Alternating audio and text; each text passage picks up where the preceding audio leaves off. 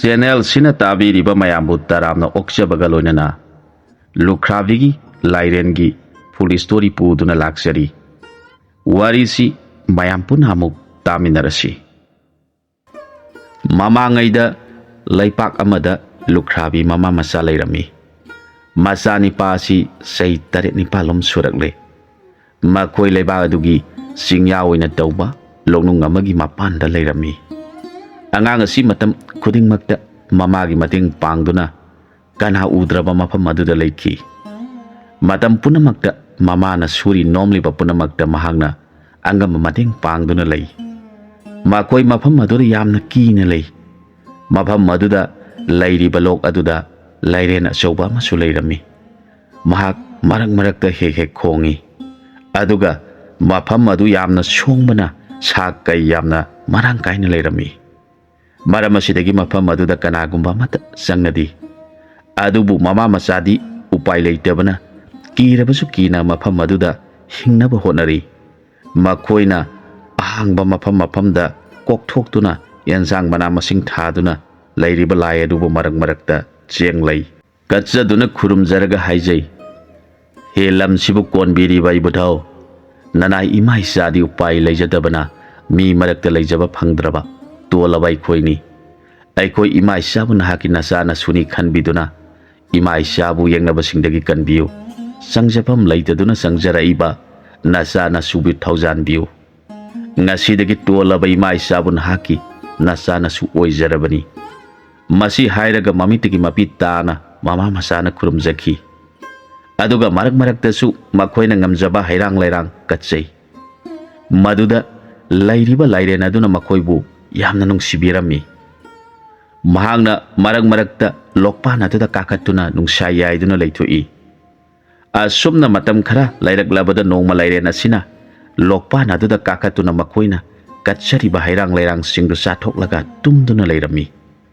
ꯃꯇꯝ ꯑꯁꯤꯗ ꯑꯉꯥꯡ ꯅꯤꯄꯥ ꯃꯆꯥ ꯑꯁꯤ ꯌꯥꯍꯧꯔꯛꯇꯨꯅ ꯂꯣꯛꯄꯥꯟ ꯑꯗꯨꯗ ꯂꯥꯛꯈꯤ꯫ ꯃꯍꯥꯛꯅ ꯃꯃꯥꯅ ꯍꯥꯏꯈꯤꯕ ꯃꯐꯝ ꯑꯁꯤꯗ ꯂꯩꯕ ꯂꯥꯏ ꯑꯁꯤ ꯑꯩꯈꯣꯏꯒꯤ ꯏꯕꯨꯙꯧꯅꯤ ꯍꯥꯏꯈꯤꯕꯗꯨ ꯅꯤꯡꯁꯤꯡꯂꯛꯈꯤ꯫ ꯃꯍꯥꯛꯅ ꯌꯦꯡꯕꯗ ꯅꯨꯃꯤꯠ ꯊꯣꯛꯂꯛꯄꯒꯤ ꯃꯉꯥꯜꯗ ꯂꯥꯏꯔꯦꯟ ꯑꯗꯨꯗ ꯌꯩꯕꯗ ꯄꯣꯝꯂꯪ ꯂꯪꯅ ꯎꯈꯤ꯫ ꯑꯗꯨꯒ ꯆꯥꯎꯔꯕ ꯂꯥꯏꯔꯦꯟ ꯑꯗꯨꯅ ꯁꯥꯡꯅ ꯇꯥꯗꯨꯅ ꯂꯩꯔꯤꯕꯗꯨ ꯎꯔꯒ ꯑꯩꯈꯣꯏꯒꯤ ꯏꯕꯨꯙꯧ ꯑꯁꯤ ꯀꯔꯤ ꯇꯧꯔꯕꯒꯦ ꯈꯟꯗꯨꯅ ꯆꯪꯁꯤꯜꯂꯛꯇꯨꯅ ꯂꯥꯏꯔꯦꯟ ꯑꯗꯨꯒꯤ ꯃꯁꯥ ꯄꯥꯏꯔꯒ, ꯏꯕꯨꯙꯧ, ꯀꯔꯤ ꯇꯧꯔꯕꯒꯦ, ꯅꯁꯥ ꯅꯨꯡꯉꯥꯏꯇ꯭ꯔꯕ꯭ꯔꯥ, ꯀꯗꯥꯏꯗ ꯆꯠꯂꯨꯕꯒꯤꯅꯣ ꯍꯥꯏꯅ ꯅꯤꯄꯥ ꯃꯆꯥ ꯑꯁꯤꯅ ꯃꯄꯨꯛꯅꯤꯡ ꯌꯥꯝꯅ ꯅꯨꯡꯁꯤꯅ ꯍꯪꯖꯔꯛꯈꯤ꯫ ꯏꯕꯨꯙꯧ, ꯅꯍꯥꯛꯅ ꯀꯔꯤ ꯃꯔꯝꯒꯤ ꯏꯁꯤꯡꯗ ꯂꯩꯔꯤꯕ, ꯑꯗꯨꯒ ꯇꯣꯜꯂꯕ ꯏꯃꯥ ꯏꯆꯥꯕꯨ ꯊꯥꯗꯣꯛꯇꯨꯅ ꯃꯐꯝ ꯀꯗꯥꯏꯗ ꯆꯠꯂꯨꯕꯗꯒꯤ ꯇꯧꯔꯤꯕꯅꯣ? ꯑꯩꯕꯨ ꯄꯣꯛꯄꯤ ꯏꯃꯥꯅ ꯏꯕꯨꯙꯧꯒꯤ ꯃꯐꯝꯗ ꯀꯔꯤ ꯑꯀꯥꯏꯕ ꯆꯠꯂꯨꯕꯗꯒꯤ ꯏꯕꯨꯙꯧꯅ ꯋꯥꯔꯧꯔꯤꯕꯅꯣ ꯍꯥꯏꯗꯨꯅ ꯂꯥꯏ ꯑꯗꯨꯒꯤ ꯃꯀꯣꯛꯇ ꯅꯥꯟꯕꯤꯔꯗꯨꯅ ꯑꯉꯥꯡ ꯑꯗꯨ ꯍꯟꯅ ꯍꯟꯅ ꯀꯞꯆꯔꯛꯏ꯫ ꯑꯗꯨꯒ ꯍꯥꯏꯔꯛꯏ, ꯇꯥꯏꯕꯪ ꯖꯤꯕ ꯄꯨꯝꯅꯃꯛ ꯃꯥꯒꯤ ꯃꯥꯒꯤ ꯃꯆꯥ ꯃꯁꯨ ꯅꯨꯡꯁꯤꯕ ꯈꯪꯂꯤꯕꯅꯤ꯫ ꯑꯗꯨꯕꯨ ꯏꯕꯨꯙꯧ ꯅꯍꯥꯛꯇꯤ ꯅꯕꯨꯛ ꯐꯠꯇꯦ꯫ ꯅꯁꯨ ꯑꯩꯅ ꯍꯪꯖꯔꯤꯕ ꯍꯥꯏꯖꯔꯤꯕ ꯄꯨꯝꯅꯃꯛꯁꯤ ꯀꯔꯤꯁꯨ ꯇꯥꯕꯤꯗꯕꯒꯨꯝ ꯇꯨꯃꯤꯟꯅ ꯂꯩꯊꯣꯛꯏ ꯍꯥꯏꯗꯨꯅ ꯑꯉꯥꯡ ꯑꯗꯨꯅ ꯋꯥꯔꯧꯅ ꯑꯃꯨꯛꯁꯨ ꯍꯥꯏꯔꯛꯏ, ꯅꯍꯥꯛꯅ ꯏꯃꯥ ꯏꯆꯥꯕꯨ ꯊꯥꯗꯣꯛꯇꯨꯅ ꯀꯔꯤꯒꯤ ꯏꯁꯤꯡꯗ ꯂꯣꯠꯇꯨꯅ ꯂꯩꯔꯤꯕꯅꯣ? ꯑꯩꯈꯣꯏ ꯏꯃꯥ ꯏꯆꯥꯅ ꯁꯣꯡꯂꯕ ꯅꯔꯛ ꯑꯁꯤꯗ ꯁꯥ ꯀꯩ ꯃꯔꯛꯇ ꯑꯁꯨꯛ ꯈꯨꯗꯣꯡꯊꯤꯕ ꯅꯪꯅ ꯂꯦꯜꯂꯤꯕꯁꯦ ꯏꯕꯨꯙꯧ ꯅꯍꯥꯛꯇꯤ ꯀꯔꯤꯁꯨ ꯈꯪꯗꯅ ꯀꯔꯤꯁꯨ ꯊꯧꯁꯥꯗꯅ ꯅꯨꯡꯉꯥꯏꯅ ꯇꯨꯝꯗꯨꯅ ꯂꯩꯊꯣꯛꯂꯤ꯫ ꯅꯆꯥꯅꯁꯨ ꯑꯩꯈꯣꯏꯕꯨ ꯅꯨꯡꯁꯤꯗꯕ꯭ꯔꯥ?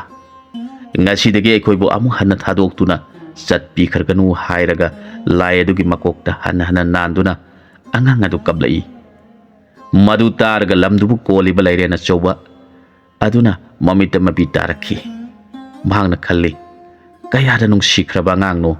ꯃꯍꯥꯛꯅ ꯀꯔꯤꯁꯨ ꯑꯀꯤꯕ ꯂꯩꯇꯅ ꯑꯩꯕꯨ ꯃꯈꯣꯏꯒꯤ ꯃꯕꯨꯙꯧꯅꯤ ꯈꯟꯖꯗꯨꯅ ꯃꯈꯣꯏꯕꯨ ꯊꯥꯗꯣꯛꯇꯨꯅ ꯑꯃꯨꯛ ꯍꯟꯅ ꯆꯠꯈ꯭ꯔꯒꯅꯨ ꯍꯥꯏꯔꯤꯕꯅꯤ꯫ ꯃꯈꯣꯏ ꯃꯃꯥ ꯃꯆꯥꯅ ꯑꯩꯍꯥꯛꯄꯨ ꯃꯈꯣꯏꯕꯨ ꯄꯣꯛꯄꯤꯕ ꯃꯙꯧꯃꯛꯅꯤ ꯈꯟꯖꯈ꯭ꯔꯦ꯫ ꯑꯗꯨꯅ ꯃꯈꯣꯏꯅ ꯃꯇꯝ ꯄꯨꯝꯅꯃꯛꯇ ꯃꯈꯣꯏꯒꯤ ꯂꯩꯖꯕ ꯍꯩꯔꯥꯡ ꯂꯩꯔꯥꯡ ꯑꯩꯒꯤ ꯁꯔꯨꯛ ꯇꯝꯖꯔꯤꯕꯅꯤ꯫ ꯑꯩꯅꯁꯨ ꯃꯗꯨ ꯆꯥꯔꯒ ꯃꯈꯣꯏꯕꯨ ꯅꯨꯡꯁꯤꯅ ꯊꯝꯕꯤꯔꯤꯕꯅꯤ꯫ ꯑꯗꯨꯒ ꯑꯩꯅ ꯃꯐꯝ ꯑꯁꯤꯗ ꯂꯩꯕꯅ ꯀꯅꯥꯒꯨꯝꯕ ꯃꯤꯑꯣꯏ ꯑꯃꯠꯇ ꯆꯪꯂꯛꯇꯦ꯫ ꯁꯥ ꯁꯟ ꯂꯥꯛꯂꯕꯁꯨ ꯑꯩꯅ ꯂꯣꯏꯅ ꯆꯥꯊꯣꯛꯏ꯫ ꯃꯤ ꯂꯥꯛꯂꯕꯁꯨ ꯑꯩꯒ ꯊꯦꯡꯅꯔꯕꯗꯤ ꯃꯁꯥꯗ ꯂꯥꯏꯆꯨꯗꯨꯅ ꯂꯥꯌꯦꯡꯕ ꯉꯝꯗꯅ ꯁꯤꯕꯅ ꯀꯅꯥ ꯑꯃꯠꯇ ꯃꯐꯝ ꯑꯁꯤꯗ ꯆꯪꯂꯛꯇꯦ꯫ aduna mama masana ingna singna nungaina leijaba ngamlibani adubu isu asina hangliba wahang asidi aina taibang migi maron thokpa ngamdabana isu da pauktak piba yadre khanduna mamita mapita haraga leiki maduda nipa masa asina idhau amu hana satkhaganu haiduna laigi makok paiduna chingnaba honarakli maduda mamana thirakpada masana taromliba matau adu uraga hairi mangle ibungo nangna tawriba sidi idhauna sauragani kari matauno maduda ngang aduna hairi ima aikoi gi idhau asi aikoi ima isabu thadok isingda leiriba karigino ngasidagidi idhauga loinana aikoi punna leiminarasi yumda chatlasi haidune idhaubu singlibani haiki ngangnariba pumnamak lairen aduna loina tai khangi adubu mahakti maron thoktabana mamita mapi taraduna mama masabu monna yengjaduna leiki masagi watarga mamana hairakhi ibungo idhauna saudana ba ima isana idhaubu kurumjasi haiduna khuruk khudak kunduna madaugi mafamda kurumjaki ibadau nahaki khuya khada tolaba ima isana sangjari nana ima isana idhaugi saranda langjakiba lanjakiba punama ngakpiu nahaki nasamangni nasumangni khanbiduna ngakpiu haiduna kurumjaki maduda yamna tamchikraba lairen adu mapungning yamna nungsirektuna mama masagi makokta lairengi makok thangatuna bor pibiki masida lairen asina khanki aina miron thoktrabadi makoiga karamna wa ngangnagani adunadi aihakti numit kauba laidagi kuptreng haiba salai taduna lakhibana aina numit kauba laida makoi aniga wa ngangnajaba ngamba bonirage khanduna numit tareni numit pu khurumjaki maduda numit kauba laina nangna pamlibadu karino hayo haina hanglabada lairena haiki aihaki isanupi amaga isuni pa amaga lairibasiga miron thoktuna wa ngangnajaba ngamnaba miron thoanbiu haijaki maduda numit kauba laina phare nahak nasa amadi nasugadi maron khangnaba oijaro aduga atopa singadi maron khangnaba oiganu haina bot pirabada yamna nungaina numit kauba laibu khurumjarga lakhi aduga lairena sina lai ningkhringaida masuni pa sina nahan madauga unakhiba mafam maduda numit khudingmaki laktuna madau lakpra haina yengki nipani suba numita mabudau ado hanagi mafam maduda laktuna leire masuna madau lakpra yenglabada thengnari madau ujabada masu aduna harauna changsilaktuna idhau nahan makai kadaida chatlubagi aina idhau lakpa ngaibada kaya wariba masugi watarga lairena adu mapungning yamna nungsiki amuksu makatana masun hairi idhau nahakti sing manungda karamna sak thongduna chabagi hanki madu targa lairena hairaki idhau di sak thongnaba ikong ikut pandabana sakti sadre madu targa ni pa masaduna hairi idhau adudi aihak imada sak lehauribra hanglukhige idhau laibiramu hairamlaga mamagi manakta selaktuna hairi ima idhau do mahakti makhong makut pandabanina sak thongba yadaduna sak sadre hayawi maduda aina imadagi sak laurukhige haiduna idhaubu ngaibiramu hairamlaga laklibani masagi wadu targa mamana hanglakhi nadaubu sak sagi hayaubra imagi pungo ima idhau do makut pandabanina sak saninglabasu saba phangdre haihawi ima idhaugi matawadu uraga aigi thawai asi yamna nungaiti adone imana idhaubu aikhoiga punna laiminarasi haina khara haibiu masagi watarga mamadu kablakhi phare bungo nahak satuna nadauga laiminaramu imana sengba sak thongatuna nadau sanaba poraktriba phauba nadauga laiminaramu masana mabudogi nakta chatuna imana sak thongduna puruklagani tamjaduna mapu masu wari saduna mama bu ngaiduna leiki asomdana mama aduna chang ensang sengna thongjaraga hairam taret kabong nasan taret haibi mana singju pogyu layu nasak komol yauna ꯁꯥꯡꯕꯤ ꯂꯔꯥꯛ ꯐꯖꯕ ꯑꯃꯗ ꯍꯥꯞꯇꯨꯅ ꯃꯕꯨꯗꯧꯒꯤ ꯃꯅꯥꯛꯇ ꯄꯨꯔꯛꯇꯨꯅ ꯀꯠꯆꯔꯦ꯫ ꯂꯥꯏꯔꯦꯟ ꯑꯗꯨꯅ ꯌꯥꯝꯅ ꯄꯦꯟꯕꯤꯔꯗꯨꯅ ꯄꯣꯠꯂꯝ ꯄꯨꯝꯅꯃꯛ ꯂꯣꯏꯅ ꯍꯔꯥꯎꯅ ꯂꯧꯕꯤꯈꯤ꯫ ꯃꯗꯨꯒꯤ ꯃꯇꯨꯡꯗ ꯂꯥꯏꯔꯦꯟ ꯑꯗꯨꯅ ꯋꯥ ꯉꯥꯡꯂꯗꯨꯅ ꯍꯥꯏꯔꯛꯈꯤ, ꯏꯄꯥꯒꯤ ꯏꯃꯣꯝ ꯏꯕꯦꯝꯃ, ꯅꯍꯥꯛꯅ ꯊꯣꯛꯈꯤꯕ ꯊꯧꯗꯣꯛ ꯈꯨꯗꯤꯡꯃꯛ ꯆꯤꯠꯊꯕ ꯇꯧꯗꯅ ꯏꯄꯥꯗ ꯇꯝꯃꯨ꯫ ꯑꯩꯍꯥꯛꯇꯤ ꯅꯈꯣꯏꯒꯤ ꯅꯌꯨꯝꯗ ꯄꯨꯟꯅ ꯂꯩꯃꯤꯟꯅꯕꯁꯨ ꯌꯥꯗꯦ꯫ ꯌꯨꯝ ꯑꯗꯨꯒꯤ ꯃꯅꯨꯡꯗ ꯏꯌꯥꯝꯕ ꯁꯅꯥꯃꯍꯤꯅ ꯅꯤꯡꯊꯧ ꯑꯣꯏꯗꯨꯅ ꯂꯩꯕꯅ ꯅꯍꯥꯛꯅ ꯏꯄꯥꯕꯨ ꯄꯤꯖ ꯄꯤꯊꯛꯅꯤꯡꯂꯕꯗꯤ ꯆꯍꯤ ꯑꯃꯒꯤ ꯃꯅꯨꯡꯗ ꯅꯪꯅ ꯉꯁꯤ ꯂꯥꯡꯂꯤꯕ ꯄꯣꯠꯂꯝꯁꯤꯡ ꯑꯁꯤ ꯌꯥꯎꯅ ꯑꯩꯕꯨ ꯊꯧꯅꯤꯖꯧ ꯍꯥꯏꯈꯤ꯫ ꯃꯆꯥꯅꯨꯄꯤꯅ ꯍꯥꯏꯖꯔꯛꯏ, ꯏꯄꯥ ꯏꯕꯨꯡꯉꯣ, ꯑꯩꯒꯤ ꯃꯃꯥꯡꯒꯤ ꯊꯣꯛꯈꯤꯕ ꯊꯧꯗꯣꯛ ꯄꯨꯝꯅꯃꯛ ꯆꯤꯠꯊꯕ ꯇꯧꯗꯅ ꯇꯝꯖꯔꯒꯦ, ꯇꯥꯕꯤꯌꯨ꯫ ꯅꯅꯥꯏ ꯑꯩꯍꯥꯛ ꯑꯋꯥꯡ ꯈꯨꯅꯧ ꯀꯧꯕ ꯈꯨꯡꯒꯪ ꯑꯁꯤꯗꯒꯤꯅꯤ꯫ ꯂꯩꯀꯥꯏ ꯑꯁꯤꯗ ꯂꯩꯃꯤꯟꯅꯕ ꯁꯅꯥꯍꯟ ꯀꯧꯕ ꯅꯤꯄꯥ ꯑꯃꯒ ꯑꯩꯈꯣꯏ ꯑꯅꯤ ꯍꯧꯃꯤꯟ ꯀꯥꯃꯤꯟꯅꯔꯛꯇꯨꯅ ꯑꯉꯥꯡ ꯑꯣꯏꯔꯤꯉꯩꯗꯒꯤ ꯌꯥꯝꯅ ꯆꯥꯟꯅ ꯆꯤꯟꯅꯅ ꯂꯣꯏꯅꯖꯔꯛꯏ꯫ ꯅꯣꯡꯃ ꯅꯣꯡꯃꯒꯤ ꯃꯍꯥꯛ ꯑꯩꯍꯥꯛꯀ ꯊꯥꯗꯣꯛꯅꯗꯅ ꯅꯨꯡꯁꯤꯅ ꯂꯣꯏꯅꯔꯛꯈꯤ꯫ ꯃꯥꯕꯨ ꯄꯣꯛꯄ ꯄꯥꯕꯨꯡ ꯑꯃꯁꯨꯡ ꯏꯃꯥꯅꯁꯨ ꯑꯩꯈꯣꯏ ꯑꯅꯤꯒꯤ ꯆꯥꯟꯅꯖꯕ ꯃꯇꯧ ꯎꯔꯒ ꯌꯥꯝꯅ ꯍꯔꯥꯎꯈꯤ꯫ ꯑꯩꯈꯣꯏ ꯑꯅꯤꯅ ꯆꯥꯎꯕ ꯃꯄꯨꯡ ꯐꯥꯔꯛꯄ ꯃꯇꯝꯗ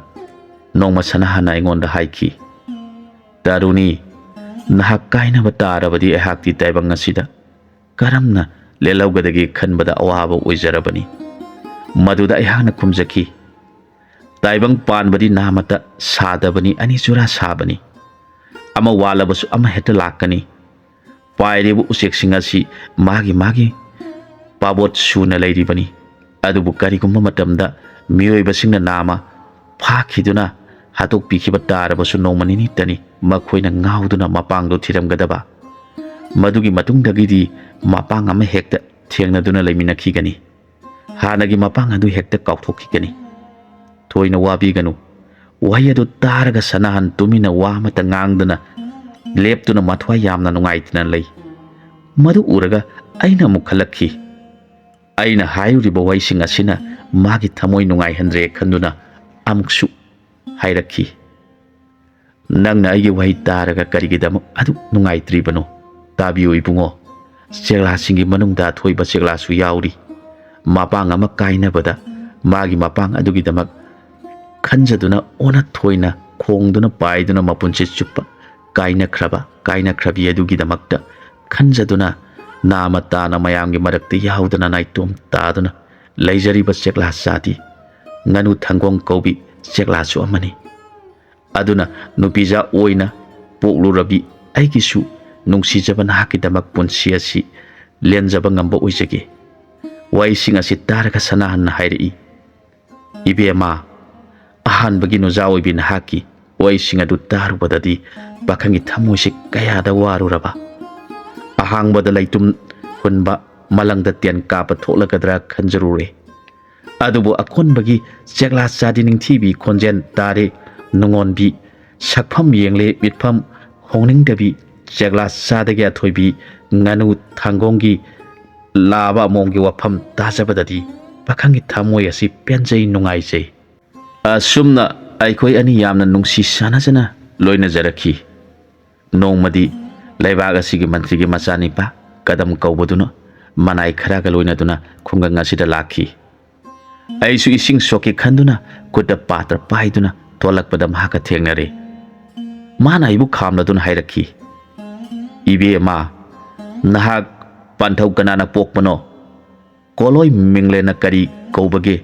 ꯅꯍꯥꯛꯄꯨ ꯎꯔꯨꯕꯗ ꯑꯩꯍꯥꯛꯀꯤ ꯊꯃꯣꯏ ꯑꯁꯤ ꯐꯥꯊꯕ ꯉꯝꯗꯅ ꯏꯀꯥꯏ ꯏꯀꯤ ꯍꯨꯟꯗꯣꯛꯇꯨꯅ ꯑꯩꯅ ꯅꯪꯕꯨ ꯑꯁꯨꯛꯀꯤ ꯃꯇꯤꯛ ꯅꯨꯡꯁꯤꯖꯔꯨꯔꯦ꯫ ꯑꯗꯨꯅ ꯅꯍꯥꯛꯅꯁꯨ ꯑꯩꯕꯨ ꯅꯨꯡꯁꯤꯕꯤꯌꯨ꯫ ꯃꯗꯨꯗ ꯑꯩꯅ ꯈꯨꯝꯖꯩ, ꯇꯥꯕꯤꯌꯨ, ꯂꯩꯕꯥꯛ ꯑꯁꯤꯒꯤ ꯃꯁꯛ ꯅꯥꯏꯕ ꯃꯤꯁꯛ ꯑꯃꯒꯤ ꯃꯆꯥꯁꯨ ꯑꯣꯏꯕꯤꯔꯤꯕ ꯏꯕꯨꯡꯒꯤ ꯅꯐꯝꯗ ꯅꯆꯟ ꯑꯣꯏꯕꯤꯅ ꯍꯥꯏꯖꯔꯤ꯫ ꯑꯩꯍꯥꯛꯇꯤ ꯈꯨꯡꯒꯪ ꯑꯁꯤꯗꯒꯤꯅꯤ꯫ ꯏꯃꯤꯡꯅ ꯇꯔꯨꯅꯤ ꯀꯧꯖꯩ꯫ ꯑꯩꯍꯥꯛꯇꯤ ꯌꯥꯝꯅ ꯂꯥꯏꯔꯕ ꯏꯃꯨꯡꯒꯤ ꯃꯤꯅꯤ꯫ ꯑꯗꯨꯅ ꯏꯕꯨꯡꯒꯤ ꯁꯦꯕꯥ ꯇꯧꯖꯕꯗ ꯃꯇꯤꯛ ꯆꯥꯔꯣꯏ꯫ ꯑꯩꯕꯨ ꯄꯣꯛꯃꯤꯟꯅꯕ ꯅꯆꯟ ꯑꯃꯅꯤ ꯈꯟꯕꯤꯌꯨ꯫ ꯑꯩꯅꯁꯨ ꯄꯣꯛꯃꯤꯟꯅꯕ ꯏꯕꯨꯡꯃꯛꯅꯤ ꯈꯟꯖꯒꯦ꯫ ꯑꯗꯨꯒ ꯃꯤꯌꯥꯝꯒꯤ ꯃꯐꯝꯗꯁꯨ ꯄꯣꯛꯃꯤꯟꯅꯕ ꯏꯕꯨꯡ ꯑꯃ ꯂꯩꯖꯩ ꯍꯥꯏꯅ ꯆꯥꯎꯊꯣꯛꯆꯒꯦ ꯍꯥꯏꯖꯈꯤ꯫ ꯃꯍꯥꯛꯅ ꯑꯃꯨꯛ ꯍꯥꯏꯔꯛꯏ, ꯏꯕꯦꯝꯃ, ꯑꯩꯍꯥꯛ ꯑꯁꯤ ꯂꯩꯕꯥꯛ ꯑꯁꯤꯒꯤ ꯃꯟꯇ꯭ꯔꯤ ꯃꯆꯥꯅꯤꯄꯥ ꯀꯗꯝꯅꯤ꯫ ꯏꯕꯦꯝꯃꯒꯤ ꯑꯋꯥꯠꯄ ꯑꯃꯠꯇ ꯂꯩꯍꯟꯖꯔꯣꯏ, ꯑꯄꯥꯝꯕ ꯈꯨꯗꯤꯡꯃꯛ ꯇꯥꯛꯄꯤꯌꯨ꯫ ꯑꯩꯅ ꯑꯃꯨꯛ ꯍꯥꯏꯖꯈꯤ, ꯑꯩꯗꯤ ꯍꯥꯏꯖꯈ꯭ꯔꯦ, ꯑꯗꯨꯕꯨ ꯑꯃꯨꯛꯁꯨ ꯍꯟꯅ ꯏꯕꯨꯡꯕꯨ ꯏꯀꯥꯏ ꯈꯨꯝꯅꯖꯔꯒ ꯍꯥꯏꯖꯔꯤ, ꯑꯩꯍꯥꯛꯇꯤ ꯈꯨꯡꯒꯪꯒꯤ ꯂꯥꯏꯔꯕ ꯏꯃꯨꯡꯗ ꯄꯣꯛꯆꯕꯤꯅꯤ꯫ ꯏꯕꯨꯡꯗꯤ ꯂꯩꯕꯥꯛ ꯑꯁꯤꯒꯤ ꯃꯟꯇ꯭ꯔꯤꯒꯤ ꯃꯆꯥꯅꯤꯄꯥꯅꯤ꯫ ꯑꯩꯕꯨ ꯋꯥꯔꯧꯕꯤꯒꯅꯨ, ꯑꯩꯒꯤ ꯂꯝꯕꯤ ꯊꯥꯗꯣꯛꯄꯤꯌꯨ꯫ ꯃꯗꯨ ꯇꯥꯔꯒ ꯃꯍꯥꯛꯅ ꯍꯥꯏꯔꯛꯈꯤ, ꯍꯥꯏꯖꯩ ꯍꯥꯏꯕꯒꯤ ꯃꯇꯥꯒꯨꯝ ꯑꯩꯕꯨ ꯍꯟꯅ ꯍꯟꯅ ꯏꯀꯥꯏꯕ ꯄꯤꯕ꯫ ꯑꯩꯅ ꯑꯃꯨꯛ ꯈꯨꯝꯖꯩ, ꯏꯕꯨꯡ, ꯁꯥꯎꯕꯤꯒꯅꯨ, ꯅꯆꯟ ꯑꯣꯏꯅ ꯈꯟꯕꯤꯌꯨ, ꯑꯇꯣꯞꯄ ꯋꯥꯈꯜ ꯈꯟꯕꯤꯒꯅꯨ꯫ ꯅꯆꯟꯗꯤ ꯄꯨꯟꯁꯤꯒꯤ ꯑꯍꯥꯟꯕ ꯈꯣꯡꯆꯠꯇ ꯀꯅꯥꯒꯨꯝꯕ ꯑꯃꯒꯤ ꯃꯐꯝꯗ ꯊꯃꯣꯏ ꯑꯁꯤ ꯀꯠꯊꯣꯛꯆꯈ꯭ꯔꯕꯅꯤ, ꯋꯥꯔꯧꯕꯤꯒꯅꯨ꯫ ꯃꯗꯨ ꯇꯥꯔꯒ ꯃꯥꯅ ꯁꯥꯎꯔꯞꯅ ꯍꯥꯏꯔꯛꯈꯤ, ꯑꯩꯍꯥꯛ ꯂꯩꯕꯥꯛ ꯑꯁꯤꯒꯤ ꯃꯟꯇ꯭ꯔꯤꯒꯤ ꯃꯆꯥꯅꯤ, ꯑꯩꯅ ꯅꯤꯡꯈꯤꯕ ꯑꯃꯠꯇ ꯉꯁꯤ ꯐꯥꯎꯕꯗ ꯊꯨꯡꯗꯕ ꯂꯩꯇ꯭ꯔꯤ꯫ ꯍꯥꯏꯖꯩ ꯍꯥꯏꯕꯒꯤ ꯃꯇꯥꯒꯨꯝ ꯊꯣꯏꯅ ꯍꯦꯟꯅ ꯆꯥꯎꯊꯣꯛꯄꯗꯤ ꯀꯔꯤ ꯃꯇꯧꯅꯣ? ꯑꯗꯨꯗꯒꯤꯗꯤ ꯑꯩꯒꯤ ꯊꯃꯣꯏ ꯑꯁꯤ ꯀꯟꯈꯠꯂꯛꯈꯤ꯫ ꯑꯩꯅ ꯍꯥꯏꯈꯤ, ꯏꯕꯨꯡꯗꯤ ꯅꯆꯟ ꯑꯣꯏꯕꯤ ꯑꯩꯅ ꯊꯃꯣꯏ ꯁꯦꯡꯅ ꯍꯥꯏꯖꯕꯁꯤ ꯀꯔꯤꯒꯤ ꯇꯥꯕꯤꯗ꯭ꯔꯤꯕꯅꯣ? ꯅꯍꯥꯛꯇꯤ ꯂꯩꯕꯥꯛ ꯑꯁꯤꯒꯤ ꯑꯉꯝꯕ ꯃꯟꯇ꯭ꯔꯤꯒꯤ ꯃꯆꯥꯅꯤ, ꯑꯀꯟꯕ ꯑꯊꯧꯕ ꯅꯅꯥꯏ ꯅꯁꯨꯟꯁꯤꯡꯅ ꯊꯧꯒꯜ ꯇꯧꯗꯨꯅ ꯁꯅꯥ ꯂꯨꯄꯥ ꯅꯔꯟ ꯅꯊꯨꯝꯅ ꯅꯍꯥꯛꯀꯤ ꯂꯩꯇꯦꯡ ꯑꯣꯏꯗꯨꯅ ꯆꯠꯂꯤꯕ ꯅꯍꯥꯛꯅ ꯀꯔꯤꯒꯤ ꯑꯁꯨꯛ ꯍꯟꯊꯕ ꯋꯥꯈꯜ ꯈꯟꯕꯤꯔꯤꯕꯅꯣ?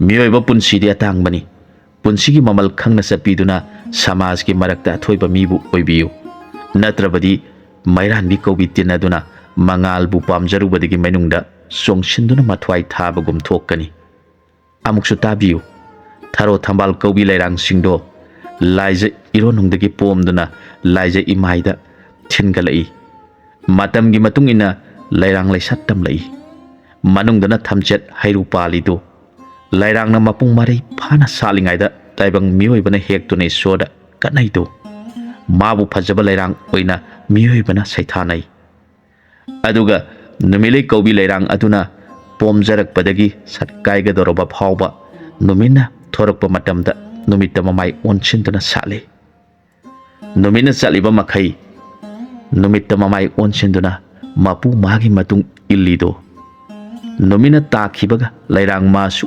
ꯃꯕꯨꯡꯉꯣꯒꯤ ꯃꯇꯨꯡ ꯏꯟꯅ ꯅꯣꯡꯆꯨꯞ ꯂꯝꯗꯝ ꯑꯣꯜꯂꯤꯗꯣ, ꯑꯗꯨꯒꯨꯝꯕ ꯃꯄꯨ ꯅꯤꯡꯖꯕꯤ ꯋꯥꯁꯛ ꯆꯦꯠꯆꯕꯤ ꯂꯩꯔꯥꯡ ꯃꯥꯕꯨꯗꯤ ꯇꯥꯏꯕꯪꯅ ꯊꯥꯒꯠꯄꯤꯕꯒꯤ ꯃꯍꯨꯠꯇ ꯃꯥꯏꯊꯛꯄꯤ ꯃꯃꯥꯏ ꯂꯣꯡꯕꯤ ꯑꯣꯏꯅ ꯁꯩꯊꯥꯕꯤ꯫ ꯑꯗꯨꯕꯨ ꯇꯔꯨꯅꯤ ꯑꯩꯒꯤ ꯊꯃꯣꯏꯅꯗꯤ ꯂꯩꯔꯥꯡ ꯃꯥꯕꯨꯗꯤ ꯃꯄꯨ ꯅꯤꯡꯕꯤ ꯁꯥꯇꯤꯅꯤ ꯅꯤꯡꯖꯩ꯫ ꯃꯍꯥꯛꯀꯨꯝꯅ ꯑꯩꯅ ꯅꯤꯡꯖꯔꯤꯕ ꯄꯟꯊꯨꯡ ꯌꯧꯖꯒꯦ ꯈꯟꯖꯗꯨꯅ ꯏꯁꯣꯔꯗ ꯅꯤꯖꯔꯤꯕꯅꯤ꯫ ꯈꯪꯕꯤꯌꯨ, ꯃꯗꯨꯗ ꯃꯍꯥꯛ ꯌꯥꯝꯅ ꯁꯥꯎꯔꯗꯨꯅ ꯍꯥꯏꯔꯛꯈꯤ, ꯑꯩꯅ ꯅꯤꯡꯈꯤꯕꯗꯤ ꯑꯃꯨꯛ ꯍꯣꯡꯂꯔꯣꯏ꯫ ꯃꯇꯝ ꯑꯗꯨꯗ ꯁꯅꯥꯍꯟ ꯂꯥꯛꯇꯨꯅ ꯀꯔꯤ ꯇꯧꯔꯤꯕꯒꯦ ꯆꯠꯂꯁꯤ ꯍꯥꯏꯗꯨꯅ ꯑꯩꯕꯨ ꯄꯨꯗꯨꯅ ꯌꯨꯝꯗ ꯆꯠꯃꯤꯟꯅꯈꯤ꯫ ꯁꯅꯥꯍꯟꯅ ꯑꯩꯉꯣꯟꯗ ꯍꯪꯂꯛꯈꯤ, ꯀꯔꯤꯒꯤꯅꯣ ꯑꯗꯨꯛ ꯀꯟꯅ ꯉꯥꯡꯅꯔꯝꯂꯤꯕꯕꯨ? ꯑꯩꯅ ꯈꯨꯝꯖꯩ, ꯃꯤꯑꯣꯏꯕ ꯍꯥꯏꯕꯁꯤ ꯖꯤꯕ ꯄꯨꯝꯅꯃꯛꯇꯒꯤ ꯑꯊꯣꯏꯕꯅꯤ ꯍꯥꯏꯅꯩ, ꯑꯗꯨꯕꯨ ꯃꯤꯑꯣꯏꯕꯒꯤ ꯋꯥꯈꯜꯗꯤ ꯁꯌꯤꯡ ꯆꯥꯕ ꯁꯥꯗꯒꯤꯁꯨ ꯍꯦꯟꯅ ꯇꯣꯟꯕ ꯃꯤꯁꯨ ꯌꯥꯎꯔꯤ꯫ ꯁꯌꯤꯡ ꯆꯥꯕ ꯁꯥꯁꯤꯡꯅ ꯃꯤ ꯆꯥꯕꯗꯤ ꯃꯈꯣꯏꯒꯤ ꯃꯔꯝ ꯆꯠꯅꯤ, ꯊꯣꯏꯅ ꯁꯥꯎꯅꯤꯡꯕ ꯄꯣꯛꯇꯦ, ꯑꯗꯨꯒ ꯋꯥꯈꯜ ꯌꯥꯎꯗ꯭ꯔꯕ ꯃꯤꯑꯣꯏꯕꯗꯤ ꯁꯥꯁꯤꯡꯗꯒꯤꯁꯨ ꯍꯦꯟꯅ ꯇꯣꯜꯂꯤ꯫ ꯃꯈꯣꯏꯒꯤ ꯃꯐꯝꯗ ꯍꯥꯏꯖ ꯅꯣꯟꯖꯕ ꯀꯔꯤꯁꯨ ꯀꯥꯟꯅꯗꯦ꯫ ꯑꯗꯨꯅ ꯏꯕꯨꯡꯉꯣ, ꯑꯩꯈꯣꯏ ꯑꯅꯤ ꯅꯨꯡꯁꯤ ꯄꯟꯊꯨꯡ ꯌꯧꯍꯧꯔꯁꯤ, ꯅꯠꯇ꯭ꯔꯕꯗꯤ ꯂꯩꯔꯥꯡꯅ ꯂꯩꯁꯥꯠ ꯇꯝꯗ꯭ꯔꯤꯉꯩꯗ ꯁꯤꯡꯉꯦꯜ ꯑꯔꯦꯝꯕꯗ ꯂꯩꯃꯥꯏꯊꯛꯇ ꯂꯩꯅꯥ ꯆꯣꯏꯅ ꯀꯦꯟꯗꯨꯅ ꯇꯥꯈꯤꯒꯗ꯭ꯔꯥ ꯃꯤꯄꯥꯏꯖꯩ꯫ ꯃꯗꯨꯗ ꯁꯅꯥꯍꯟꯅ ꯍꯥꯏꯔꯛꯈꯤ, ꯃꯤꯑꯣꯏꯕꯒꯤ ꯃꯅꯨꯡꯗ ꯅꯨꯡꯁꯤꯕ ꯃꯁꯛ ꯈꯪꯗꯕ ꯃꯤꯅꯨꯡꯁꯤ ꯌꯥꯎꯗ꯭ꯔꯕ ꯃꯁꯥꯒꯤ ꯑꯄꯥꯝꯕꯅ ꯑꯇꯣꯞꯄꯒꯤ ꯃꯐꯝꯗ ꯑꯀꯥꯏꯕ ꯄꯤꯔꯤꯕ ꯃꯤꯑꯣꯏ ꯑꯗꯨ ꯀꯅꯥꯅꯁꯨ ꯐꯅ ꯉꯥꯡꯅꯗꯦ꯫ ꯑꯁꯨꯝꯅ ꯉꯥꯡꯅꯗꯨꯅ ꯂꯥꯛꯄꯅ ꯌꯨꯝ ꯌꯧꯔꯛꯈꯤ꯫ ꯏꯃꯥꯅ ꯏꯁꯤꯡ ꯌꯥꯎꯗꯕ ꯄꯥꯇ꯭ꯔ ꯑꯗꯨ ꯎꯔꯒ ꯍꯪꯂꯛꯈꯤ, ꯀꯔꯤ ꯇꯧꯔꯕꯒꯦ ꯏꯕꯦꯝꯃ? ꯃꯗꯨꯗ ꯑꯩꯅ ꯈꯨꯝꯈꯤ, ꯃꯟꯇ꯭ꯔꯤꯒꯤ ꯃꯆꯥ ꯑꯅꯝ ꯀꯟꯕꯗꯨꯅ ꯎꯁꯤꯠꯇꯅ ꯍꯥꯏꯔꯝꯕ ꯄꯨꯝꯅꯃꯛ ꯇꯝꯖꯔꯦ꯫ ꯃꯗꯨ ꯇꯥꯔꯒ ꯏꯃꯥꯅ ꯄꯥꯕꯨꯡꯗ ꯍꯥꯏꯖꯈꯤ, ꯑꯉꯥꯡ ꯑꯅꯤ ꯑꯁꯤ ꯈꯔ ꯊꯨꯅ ꯂꯨꯍꯣꯡꯕꯤꯔꯁꯤ, ꯅꯠꯇ꯭ꯔꯕꯗꯤ ꯐꯠꯇꯕ ꯊꯣꯛꯂꯛꯄ ꯌꯥꯏ꯫ ꯄꯥꯕꯨꯡꯅ ꯁꯅꯥꯍꯟꯒꯤ ꯄꯥꯕꯨꯡꯗ ꯊꯣꯛꯈꯤꯕ ꯄꯨꯝꯅꯃꯛ ꯇꯝꯖꯔꯗꯨꯅ ꯑꯩꯈꯣꯏ ꯑꯅꯤꯕꯨ ꯂꯨꯍꯣꯡꯕꯤꯔꯦ꯫ ꯂꯨꯍꯣꯡꯕꯒꯤ ꯄꯥꯎ ꯇꯥꯕꯗ ꯃꯟꯇ꯭ꯔꯤꯒꯤ ꯃꯆꯥ ꯀꯗꯝ ꯌꯥꯝꯅ ꯁꯥꯎꯈꯤ꯫ ꯃꯍꯥꯛꯅ ꯃꯇꯝ ꯄꯨꯝꯅꯃꯛꯇ ꯁꯅꯥꯍꯟꯒꯤ ꯑꯀꯥꯏꯕ ꯌꯦꯡꯗꯨꯅ ꯂꯩꯈꯤ꯫ ꯑꯁꯨꯝꯅ ꯂꯩꯔꯛꯄꯅ ꯏꯆꯥꯅꯤꯄꯥ ꯑꯁꯤ ꯄꯣꯛꯇꯨꯅ ꯆꯍꯤ 6-7 ꯁꯨꯔꯛꯄ ꯃꯇꯝꯗ ꯅꯣꯡꯃ ꯏꯆꯥꯅ nga saningi hairapdagi sanahanai sagi sanaba nga pharukige haiduna patta satki numit adu nong nungsit chu khara lai mahangna aingba khangdanai singda kumthaduna longumna nga yamna pharami matam aduda mantri gi masana mamanab singa loinana laktuna mahakpu nga phapamdagi mayam changduna pharaga songmanarak amada yamna thina phubire makoina mahakpu siragani khanduna langthoktuna thambiramle numit tagadorba phawba laktrabada laikagi imung ipwasingna thirubada songmanarakta taduna leiramki makoi mayam changduna mabu yum yaunaba pubirakhi mahak mathwaidi leirammi mayam changduna kanna laikana nabu honaki adubu numi humni subada aibu mona yengjaraga wai matat matat oina taruni nang aibu warauganu ko isa asidari nang na mangan birakanu hairamlaga sangsar thadoki magi thamoida ningamdana satkiba masabu singna yengjaraga mamita pirang chintakiba punamak ningsingduna leiringai tanjada nongma laikai ima indol sing laktuna ingonda haibiki taruni nak pawma tabra mantri gi masaduna nakku phaba lakani haiba pawma sandroli basi karam tawgadori bano aikoi thawai yamna ware aihak tumina lei matam maduda aiga pokmi noba ipwa ama leiri baduna masu paw sitabadagi aigi nakta lakhi mahangna ise ngasi nongmanini di aigi da leirasi haiduna isa siga loina na magi da leire lot pham upai leitabadagi nongma mahangna seng lei khara puraga idhaugi jagadi mi sangdabana mantri gi masa ki makutta tagadabagi saru idhaugi jagada leiduna ibadauna sauduna sakrabasu maduni hena leibak pharabani khanduna ipwana sakai sangdanaba sangmasa sima sabiduna aikoi ima isabu mafam masida athengba hinga mada thinbiraktuna leijaribani mantri gi masa aduna manai mayam galoina ai yumda laktuna aibu thirabada phangdrabada yum mai thado pikhi maduda laikai mayamna yum kannaba lakpada taruni kadai lei hayu hain hangki mayamna aikhoigdi magi yum mai sakpa kanba lakpani kadai lei khrabage mainungda maina sakrabra haina mayamdo yamna wanakhi mantri gi masaduna yamna usittana na khoina mabu khanglabadi aingonda takadabani khangna khangna taktrabadi na khoi afaba oiroi haiki wai adu taraga miyamdu yamna sauningki wadi ngangna khidi nongalaga makoina ningthogi mafamda satuna wafam singadu tamki adubu mantri aduna makoina mai section dabadagi sakpa oiramgani haiki maduda ningthau adu su karisu haidana tumina leithokki haujik ima isana idhaugi nanakta kana khangandana lotuna leijaribani aigi ipanipa ama leiribaduna aikogi sana thaknaba sengsak marak marakta pubirei aduga mana satkibada hauriba yansang mana masing singsi hektuna puduna satkhraga madu yon thoklaga sadun hinglibani wari adu taraga leiren adu mapungning yamna nungairamdi mahangna hairakhi haujikti thoina waraganu ipal hoina khangle mabuk phatraba mantri mapa masadu ipana laman khungani aduga isu asing asidagi hauraduna mai masing tambiba haurasi masubu yengladuna ibungo nahak ipugi nangalda kana kolu ipu iroi batambirage haiduna lairen adu masubu puraga isingda kumthakre mahangna lokshaw aduda loiraduna kanna muksali tapna muk loiduna masubu iroi batambiri madu hairabada mahangna amuk hairakhi iroi badi hairagani irupa amuk tamlasi haiduna lairen aduna maya launa kathoklaga ibungo nahak ipugi yanungda changlau aduga yapang ani du kanna paiduna leyu haiki masu aduna mapugi kakhaliba maya manungda changduna yapang ani du paiduna leikre lairen aduna aihak simbal khumjelage haiduna masin bandu khumjenki ngahak lairaga maya kathoktuna karam tawi ibungo haina hanglakki masuna yamna nungai khumjaki Madu oirabadi irupa tamlasi haiduna leiren maya umsinduna ising manungda satpa horakle. Mahangna yamna yangna amuk chatli tapna amuk chatli. Asum tawna tamlakpana numit kharanigi matungda machanupida haiki. Mahak isingi lambidi tambiba loire. Aduna thang ta tambinaba oja matang thianduna isubu mahi tamalasi haiki. Maduda tarunina maupani pada thang ta tambinaba oja matang thirau haiki. Maupani paduna thang ta tambiba haiba allamada kan haijarabada ahal adusu mahaki sebok afaba matang thamningbadagi mahakna khuchu khulai punamak puraduna laklammi. Angang asibu yamna section tambirami. Asumna leirakpana angang asi shaurakle. Mahaki maming loyumba haina kauki. Nongmadi ojasin hairakki.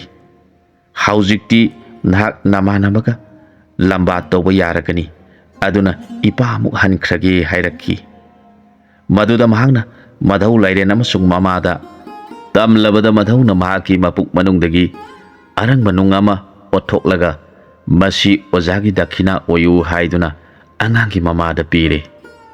Mamana laijaba sak ensang thongjaduna ojaga chaminaraga ensang mana masing heksaduna arang manung aduga loinana ojada katchaki. Maduda ojaduna makhoigi wari punamak tabadagi asumna hairakhi. Aina punsigi aroiba oirakpa matamda tambikhiba sebokti loyomba nahangni. Maram asina nakhoigi laijaba mana masing asidi aina laurage. Atopa poti isagi mafamdagi lauraroi. Aina sizinarama thang amasung ta asi nangi nafamda thamoi sengna sinaramlabani.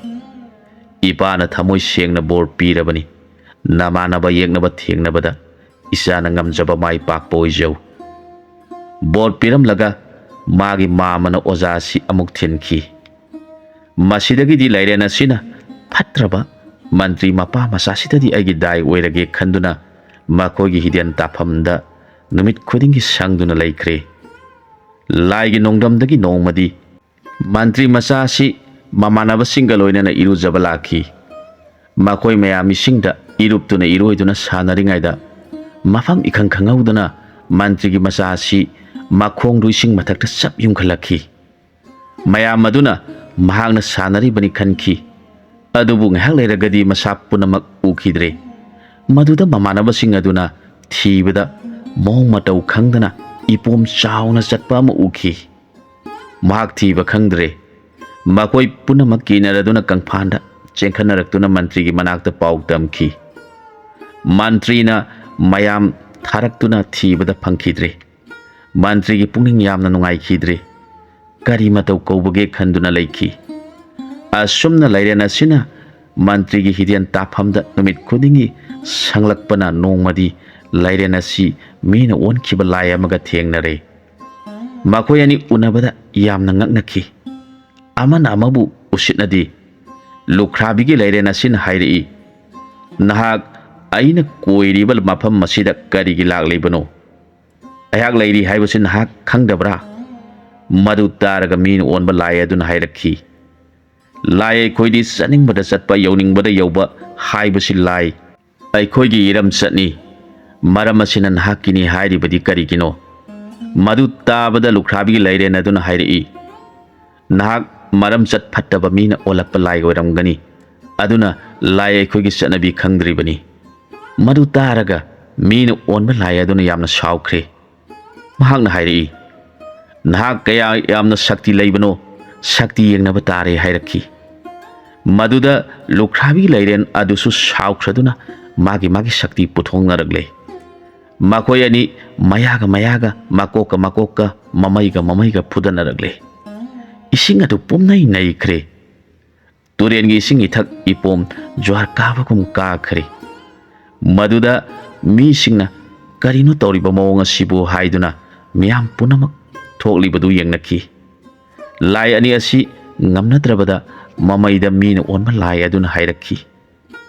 Aikhoi ani pangal sang yengnabasi tokthoklasi. Aikhoi marup sanarasi. Maduda lukhrabi gi lairen aduna haikhi. Phare adu oirabadi marupna mi oibadagi karamna lai oiraklibano wari adu hana tamkho hairaki. Mina onba lai aduna tabiro marup aina matau karamna lai olakpage tamjage. Aihak khungang amadagini aigi nupi asi aronba loncha chatpi mapuroiba udringaida maning makha tambini. Mahangna laikai aduda laiminaba nipa amaga aronba lamchat chatuna lairakpana nongma makhoi anigi aronba irang khara aina uba phangki. Aduga imung manungi mioi singna suma khoi gi phattaba aronba lambi gi paw si engonda khanganba laikhrabani. Aduna aihaki puningda yamna singnaba oiki.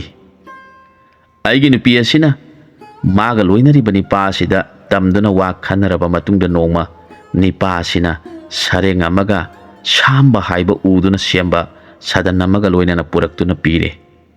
Mahangna sareng asi masigi sadana sida siamduna thonglaga mabu pijau adu oirabadi mahangna aikoi anida karisu tawjaba ngamloi haiki. Maduda nupi aduna adamak tawre makoidi kanamata sadre. Aigi ensang oihale aina di madu khangdabana sareng thongbadu yamna hauna sare. Saba loibaga ising asuki matik khaurangle. Aina imungda lairiba ising punamak thakpada apianba naikhidre. Aina laukhongda sianba isingda kumtharaga iya kathoktuna hangana yare. Okpa naidraba isingdu aina thakle. Adudagi aigi khong ani asi amatta oina punsinkhre. Aduga urik lugun yaliba mafam asidadi onba ngamkhidre. Mata maduda aigi inauna aibu thirakhi. Aina tawramliba mawng adu uraga inauni paaduna pakhana kari mawngno khanduna kapsarakhi. Madu uraga aina hairakhi. Ibungo aihak yamna ware. Iyambagi urik lugun asi nahangna khara lautho'u. Iyambadi khut asi haigatsaba ngamjadre. Iyamba nupigi langda thukre. Nangna iyambabu warauganu. Handaki mapokti iyambana ima ipagi seba tau haiba tamlamdre. Nahangna ahansingi seba ningthina tawraktuna punsinung sangna panbo oirau. Nangna khangadabadi atopa laikai gi yeknabadi phabani. Imung manungi naknaba yeknabadi yamna lubani. Iyamba chatlagi aihak yamna ware. Aigi waising adu taraga inauni padu yamna kablakhi. Aduga hairakhi. Tachau punsi asida kauba ngamlaroidaba thaudok oihoragani. Nanauda piriba thaudang asibu kari thaudangno. Aikoi ani kaminare. Ikhong ani asi amata oina punsin khibudu machu olakle. Imai palakle. Madu uraga inauni pa mathamoidadi pujaba ngamdana hairakhi. Tachau nahakpu amuk hana ujaba phanglaroi ko haiduna hingna kapladuna mamita pirang sadum taraga aibu monna yengladuna ningamdana leibudu uraga aina haiki.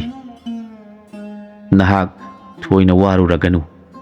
Isona tamba haibaduni iyamba nakhoibu thadokloi.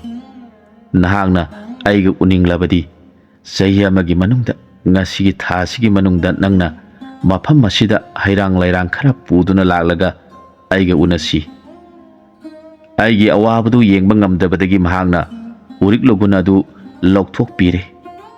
Adudagi aigi khut animak haksangda punsin khiduna mabu amuktang singna yenglamlaga seliba lokhongi singda sanaba hokre. Aina asum saning ba mafamda chattuna lakpadagi marupka thengnariba sini. Aigi horakphamdi taksari. Aduna marupki horakphamgi warisu aihakpu tahanbiu. Mina onba lairengi wadu taraga lukrabigi lairena hairakhi. Marup aihakti jukmari punsire. Saita jukta Harichandra kaubaning thauna panba matamda nongma girat sa tanbana sa tanba lakpada lairen ning thauko ongnare. Maduda lairen nag ning thauna thoina thau sadana leibudu uraga girat sa tanba yamna saukre. Mahagna magi thangkhumdagi samang haiba thang adu sadoklaga lairamu mahapapi nangda halaga loire haiduna chansilagle. Madu ubada lairen nag ning thau yamna kikhre. Girat sa tanbana pairiba thang asidi magun laikhraba Magi mamangda laimi amatana khangba ngamdaba thangni. Thangkhomdagi hek sattorappaga maitana pongang ngangi. Asigumba thang asigi shakti ubada lairen nagning thok siele. Girat sadan basu tanaba tokti.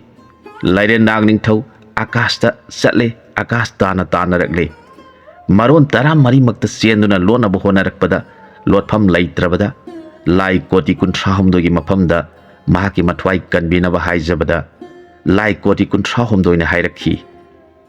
He lairen nagning thau nahaki thawai asi ekoina kanba ngamlaroi.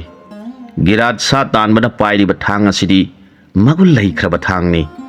Magi mamangda laimi amatana khangba ngamgadaba natti hairaklabada lairen nagning thauna aigi thawai kanba ngamgadabadi kanana ngamgani hanglaklabada layamna hairakhi. He lairen nagning thau nangi thawai kangadabadi lai singna ngamlaroi. Aduna matalokta paliba Harichandra kauba ningthau adugi mafamda sangjaduna nathwai kanbiu haijaru. Madu tabada lairen nagning thau Harichandra ningthaugi mafamda laktuna mathwai kanbiu haijakhi. Harichandra ningthauna he lairen nagning thau nahaki nathwai di aina kanbiragani. Adubu hayeng aina tholu haiba matamda nahakna tholaktrabadi karam tauba haiki. Lairen nagning thauna mathwai siningdabadagi ehak ningthauna tholu haiba matamda soidana thoksarakki haina wasaknaduna lairen nagning thaubu Harichandra ningthaugi maya manungda langrik haiba tinadu onduna singshinduna Harichandra ningthaugi mapuk manungda lotuna thamki. Girat sa tanbana lairen nagning thau mafam kaida laikhrabage thirakpada uba phanglaktrabada magi samang haiba thang adu thangkhumda hanjanki. Lairen nagning thaugi thawaibu Harichandra ningthauna kanbikhi. Matam adudagi ehak mafam masida lairaklibani. Madu tabada mina onba lai aduna hairakhi. Adu oirabadi mafam asi marupkini haiba sumle. Aduna aibu kari mateng tawjau haibage hangjakhi. Maduda lukhrabi lairen aduna hairakhi. Aigi wari loidri. Aihak chaw khraba lokchaw asida matam adudagi lotuna lerpana ngasi phawba lairibani. Laigi nongdamdagi angang mama masa phattabasingi makhotagi kanjanaba aigi inakta lotuna lairi. Makoi anina aibu makoigi mapa mapuni khanjaduna ira thongnejai. Makoigi bhakti da aihak yamna penkhraduna angangi mama asibuna aina hek poksaba isani khankhre. Aduga mana poksaba masa aduna aigi isu oijare. Makoi anina aigi isa amasung isuni. Hayeng muki mapokti aihak mi oina poktuna makoiga laiminajaba phangjaragani. Madugidamak aina makoibu luna tawjaribani. Makoida tathina tawbikhiba miyoisingdu aina laman khumnabagidamak aihakna honaribani. Maduda mina onba lai aduna adu oirabadi marukki mateng amatang aina pangjanaba sinbiyu haiki. Lukrabigi lairena aihakti wafam asigidamak thoina migi mateng launingdabani. Adubu marupna hairabanina ningthaugi hitian tafamda satpiduna ningthaugi machanupi adubu thengnabiduna mahakpu laisuduna lehenbiyu. Kanagumba maiba maibina khurumjarabasu marupna yabiganu. Aigi isuna laktuna nahaki nasinjak piraba kanda phanbiduna isugi rani ohenbiyu haiki. Mina onba layadusu madudi yamna phare. Aihakti mina onba oibana midi saningdi. Mahakpu laisu halu hairabadi ehak yare selage haiduna satki. Lukrabigi lairen aduna numit khudingi mantrigi hidianda mahabu thengnanaba sangduna laiki. Mantri asi masani pana maung sadana sikhiba adugi khanbada khanpham khangidre. Mahangna thokliba thaudu adu ningthaugi mafamda damjakhi. Ningthausu madudi kari maungno haina ngakhi. Asumna lairakpana nongmadi ningthaugi machanupi ras kaina muhini turenda kumduna irujaringaida mafam ikhang khangaudana migi makok manba machuna sangbanaba masani sangsangba ma ising adudagi khara wangna chongkhalakhi. Manin naiba ithak ipom naibadu karino yenglubada isingdagi phagolaibadu urure.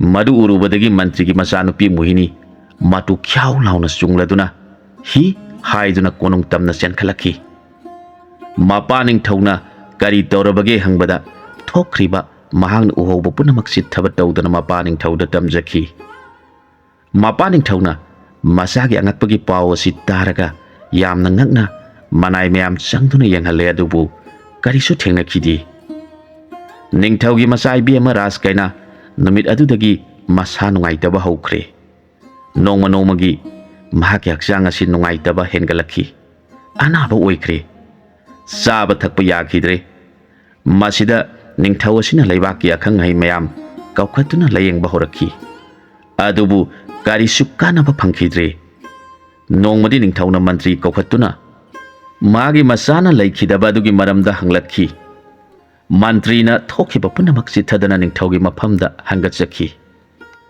ningthauna wafam ama ningsinglaktuna mantrigi mafamda haikhi sai kharagi mamangda khungangi mising laktuna nahaki nasani pana migi yumama mai thai haiduna wakat ama lakhibadu nahak ningsinglibra maduda nahangna makhoina mayokpa adu section dabadagi oiramgani haikhibadu nahak kaurabra ayaksu nahangna haikhibadu da tumina laikhibani adubu haujikti madugi mahi oina isona aikhoigi ithakta angakpa phanglaba dandi asi pirabani haina aina khalli aduna nahangna chattuna nasani pana tawkhiba punamaktu thidoktuna makhoigi mafamda sangjaduna lale haijaduna narana du kokchana bataw madu natrabadi nahak mantri pham thadokadabani haujikti aranba tawba yadaba matamni ningthauna warauna mantrigi mafamda haikhi mantri adu mathwai nungaitana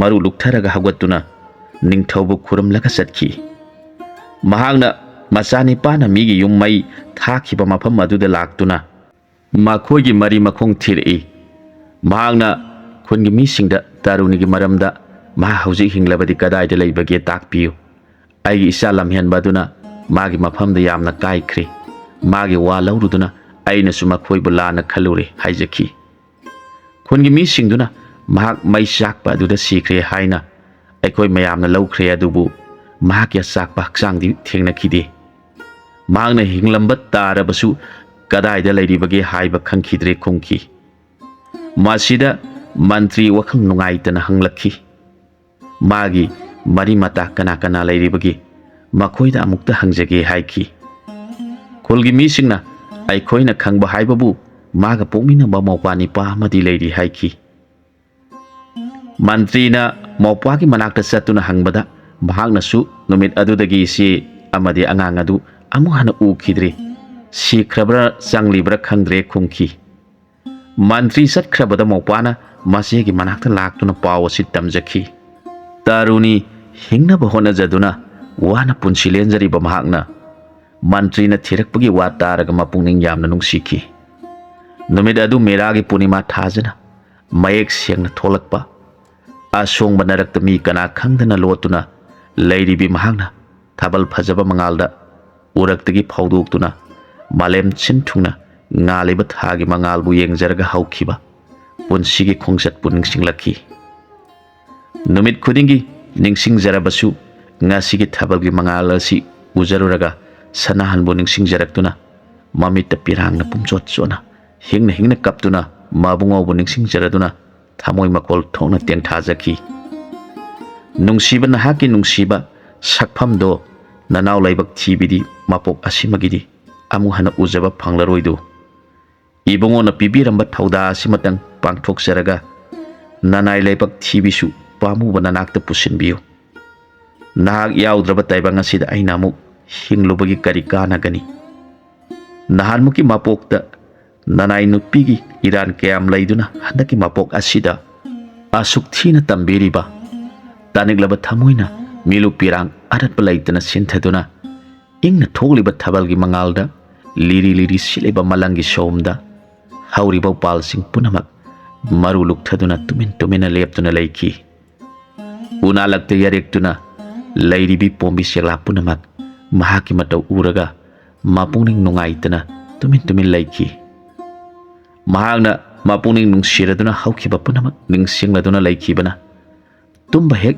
yadrabada ahingi mamai usilaktuna tumthaki magi mamang aduda sanahal laktuna nahakpu yamna warabra aihaksu nakogi khanbada baitarani turel lalamdaida ai thamoi asi kaikhrabani aina hana nama nasabu kaujarabasu nakhoina tabi kidi saningda mapugi thauda induna khongasi thangduna satkibani nahakpu yamna waraurabra haujikti sa asi saurakle nangna nupi thokna sauraba thaudang asi pangthokpa uraga gi thamoina kayada penjariba nama nasana kayada wana lenjabadu loina ui khangi songlaba narak asida thawai kaya wana laikhraba ahing misik mirau khol tadraba kanda arapa khundagi tawbu hisina khonglakpa taraga nama nasana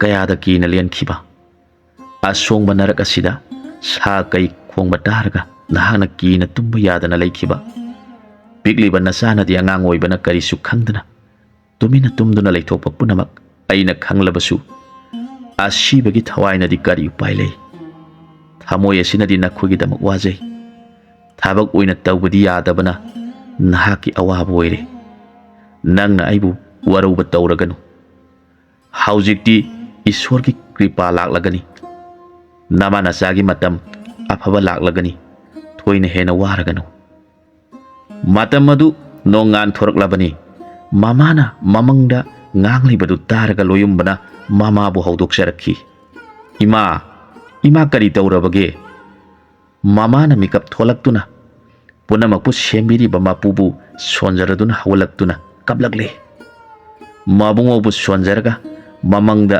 laktuna hairamba waising adu ningsinglaga thamoi puba ngamdana kablakhi nahan makhaidi masa sauna ba yolakpada hattaba mantri gi masagi mafamdagi kanjanaba honaba kiraba mafam aduda miyoiba kana udana sakai khonjelda taduna lairakhiba numit khudingmaki akiba ngakta leiba mafam adu thoina kiruba leitana yengnabagi makhutaki kanjanabani khanjaduna lairakpani adubu mamangda mabungona nahak yamna warabra hairamba mabungogi sakpam mayek sengna ujahubada mitki pirang thingba ngamdana siantharakli mamagi matau uraga loyumbana haijarakhi ima kari tawrabage kari ningsinglubagi no imagi bungo ngasi imagi khomlen manglanda nangbu pokpa panthau laktuna imada mahaki thamogi pendaba wari kya sarami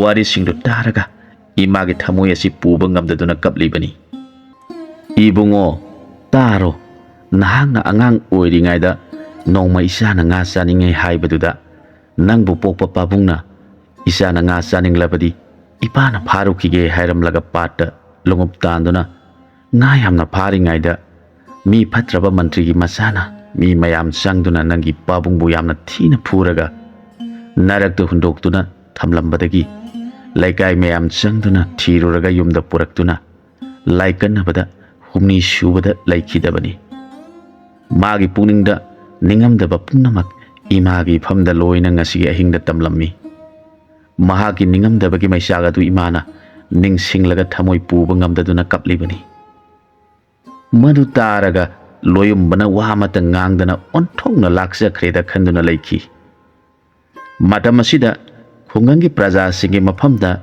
mama masagi likhun khangnaba thirakhi mantrina makhoi mama masagi maramda khangba lairabadi paisa yapna pigani hairami adubu khungangi praja singna mahakpu nungsiramdi mantrina taruni mama masagi maramda khangnaba honarakpada phangba ngamlaktrabada mahakna khanki magi mawpani pasi pharaga purabadi soidana maram khangani mahakna lotke khanduna lolibani asumna taruni gi mawpadu phanaba thorang tawkhre wafam asi khungangi mi singna khangladuna magi mawpadu section na lainaba khangankhre wari adu hek khanglakpaga masigi manakta laktuna waram pumba tamjakhi madu tabada loyomba hojikti mapangal sare pharaklabanina mantri thengnage khankhre magi nungaitaba punamak madau lairen ge mafamda tamjakhi Madu targa lairena hairaki.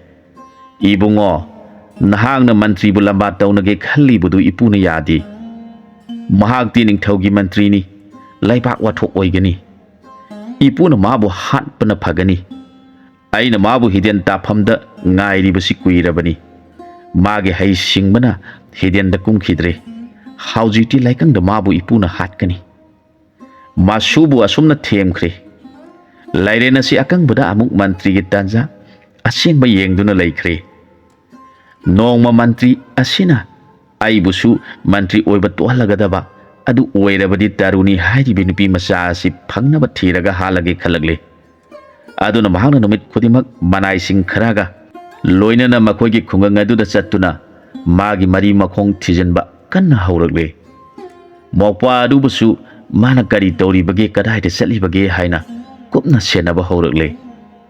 Mana asum senarakpana nongma mokpa asina masegi sanaba seng thinge haiduna seng puduna satpadu lumduna leiriba mantri na ukre. Mana khara lamna matung inaduna mabu uhandana chale. Maduda mokpani paduna lokchau mapa yorpada sangshin khibadu ukre. Mantri na khali mi kana mata leitaba kinaraba mafam asida sangliba sinadi makhoi mafam asida soidana leiramba tare khanki. Numidang aduda mantri na manai punamak puraduna lokchau tamna laki. Makhoi pumnamak makuta khulai paiduna laki.